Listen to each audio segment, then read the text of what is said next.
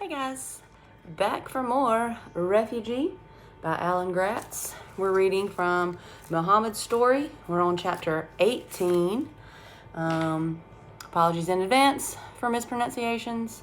We are in Izmir, Turkey in 2015, and we are now 4 days from home. Mahmoud stood in a wet parking lot with his family, a light drizzle making everything slick and damp. Down past a pebbly brown beach, the Mediterranean Sea churned like a washing machine. A huge black and red cargo ship slid by on the horizon. No boat today, the Syrian man who was working for the Turkish smugglers told them. Tomorrow. But I was told it would be today, Mahmoud's father said. We hurried to get here today. The smuggler raised a hand and shook his head. No. You have money, yes? Tomorrow. You will get a text tomorrow. But where are we supposed to go? Mahmoud's mother asked the smuggler. Mahmoud couldn't believe it. They had spent 2 long days in cars and buses trying to get here on time for the boat Dad had hired to take them across the sea to Greece. And now there was no boat.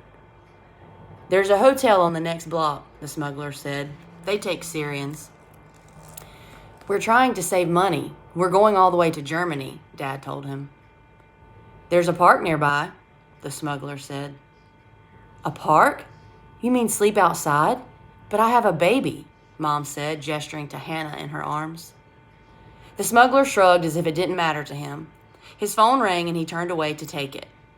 Tomorrow, he told Mahmoud's parents over his shoulder. You will get a text tomorrow. Be ready. Mahmoud's father huffed, but immediately turned to his family and put on a smile. Well, we always talked about taking a Mediterranean vacation, he said. We've got an extra night in Izmir. Who wants to go out dancing? I just want to find someplace dry where I can sleep, said Mom. Dad led them in the direction of the hotel. All the shops were closing as they walked back through town, but Mahmoud marveled at how clean everything looked here in Turkey.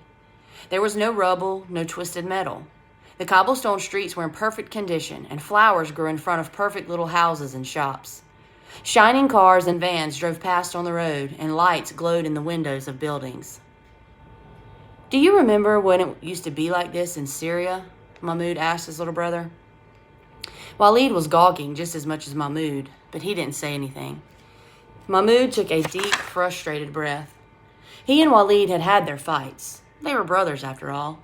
But ever since Mahmoud could remember, Walid had been more like his best friend and constant companion. They played together, prayed together, shared a bedroom together. Walid had been the hyper one, bouncing off walls and hopping on furniture and kicking soccer balls in the hall. As annoying as his brother had been sometimes, Mahmoud wished he would show a little of the old crazy again. Not even the Ninja Turtle that Mahmoud had bought him in Kilis had cheered Walid up. Later, in the hotel lobby, Mahmoud was still thinking about how he could get his brother back when he heard the desk clerk say they had no rooms left. Maybe someone will share with us, Mahmoud's father suggested to the clerk.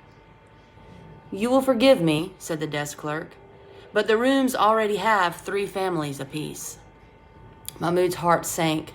3 families in each room, and the hotel was full. What were the chances they would find a room anywhere else? Dad searched on his phone and tried calling around, but it was the same story everywhere. But how can they be so full? Mahmoud's mother said. They can't all be leaving tomorrow. With nowhere else to go, they found the park the smuggler had told them about, but there was no room for them there either. All the other refugees who had been turned away from the hotels were there, some sleeping on benches in the rain, others lucky enough to have tents that looked like they had been there for more than a day or 2. Mahmoud slumped in the rain. He was so wet, so tired. He just wanted somewhere warm and dry to sleep. We should have stayed at the refugee camp, Mom said. No, said his father. No, we move forward, always forward, and we don't stop until we get to Germany.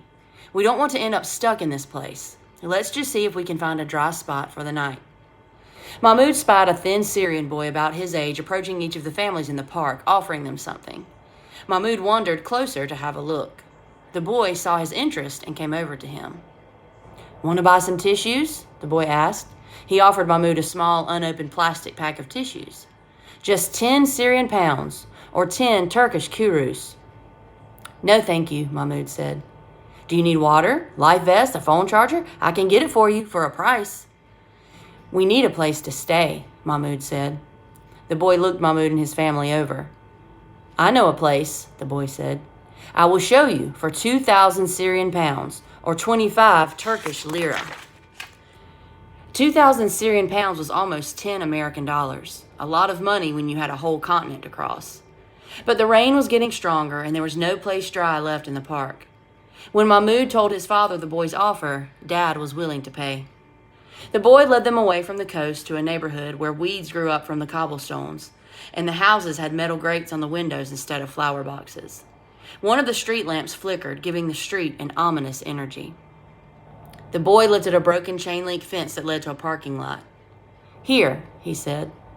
Mahmoud's father gave the rest of his family a dubious look and led them under the fence. They followed the boy to a large square building with boarded-up windows and graffiti-covered walls. One of the boards blocking the door from trespassers had been ripped off, and they pushed their way inside. It was a mall, or it had been once. A large open courtyard with an empty fountain in the middle was ringed with storefronts that went up for 4 levels. A few of the shops were lit up with lamps connected to extension cords, and others burned kerosene lamps and candles.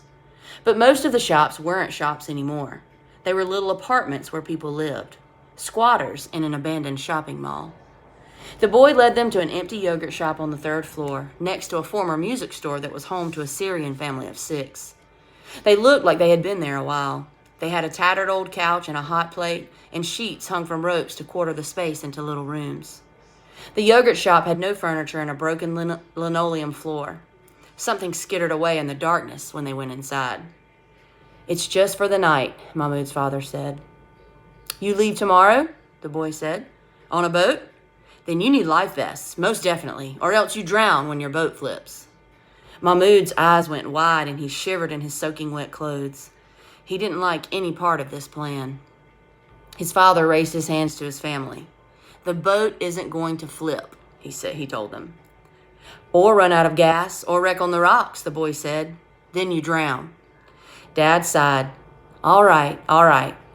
Where do we buy life vests?